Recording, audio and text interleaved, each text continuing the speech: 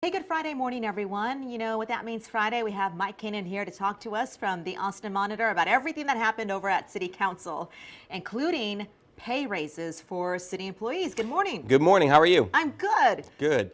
The pay raises thing is interesting. They're not gonna. They haven't set an amount or when they're going to do it, but they have a rough outline, and they've asked the city manager to explore what that might look like for the budget this year, for future budgets, that sort of stuff. Okay, so explore that. And then when it comes to you paying more for gas, where do we stand there? Because council was thinking we need to go ahead and approve this rate hike. Yeah, so what it was yesterday, there's a program called GRIP, and I'm going to not remember the acronym, but it allows Texas Gas to basically come to council and ask for a rate increase that goes along with infrastructure improvements that they've made in the area. Yes. So the city is more or less obligated to fulfill the rate increase.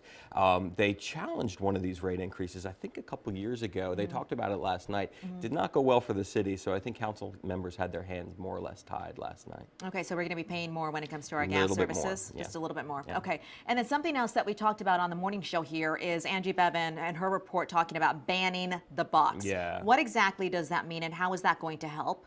So it's not something that's new to the city, as I'm sure Angie pointed out. Yeah.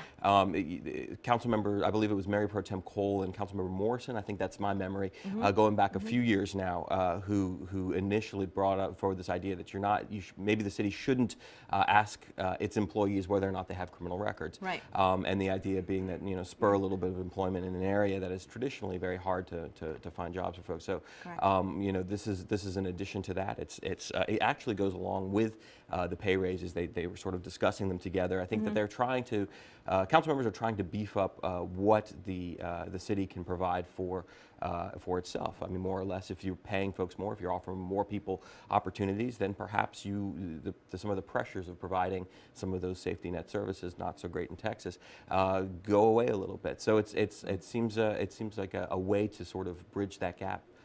And especially with all these people who are moving into Austin every single day, the Census Bureau is showing 18,000, in one certain year into the Central Texas area. So definitely a lot of people coming into Austin and looking for more jobs. Mike, we always appreciate your insight. I know it was a late night for you, unusually late over at the City Council. Yeah, unusual for this group, but maybe we'll get our chops back. We'll be there till 2 in the morning next week. This is just a preparation of that. Absolutely. Mike, thanks.